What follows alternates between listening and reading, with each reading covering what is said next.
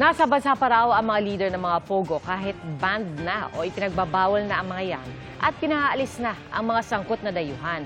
Ayon po yan kay Senator Sherwin Gatchalian. Ang tugon dito ng Presidential Anti-Organized Crime Commission, alamin sa pagtutok ni Katrina Son. Huwag magtaka kung patuloy pa rin ang scamming activities, ayon kay Senator Win Gatchalian. Aniya, kahit patuloy ang pagde-deport sa Pogo workers, may mga leader ng Pogo na nasa bansa pa rin daw.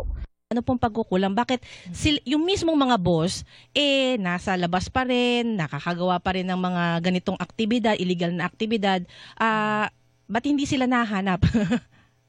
Yung iba dito ay pumasok sila dito ng gamit yung kanilang working visa. Yung iba ay nagtatago. Mga nanatili dito.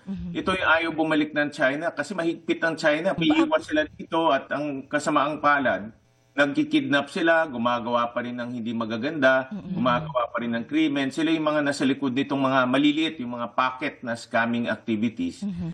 Batay raw sa impormasyong natanggap ni Gatchalian, ilang Pogo bosses daw ang gumagawa na ng ibang krimen. May nabalitaan lang ako kahapon na mayroong mga Pogo bosses na nandito pa. At nangkikidnap sila ng mga isa't isa. Pati may isang batang nakidnap na nabalitaan ko kahapon na konektado rin sa Pogo. Sabi ng Presidential Anti-Organized Crime Commission, kilala raw nila ang Pogo bosses at mga personalidad na nasa bansa pa rin. We've been conducting almost non-stop mga rescue, mga raids since February 13th. No? So in the next few weeks, probably, you'll be able to identify other members sa mga Chinese kidnapping syndicate sa mga ito. At sa tulong ng NBI at saka ng PNP, I'm sure manu-neutralize din po mga ito. Tuloy naman daw ang operasyon nila kontra Pogo.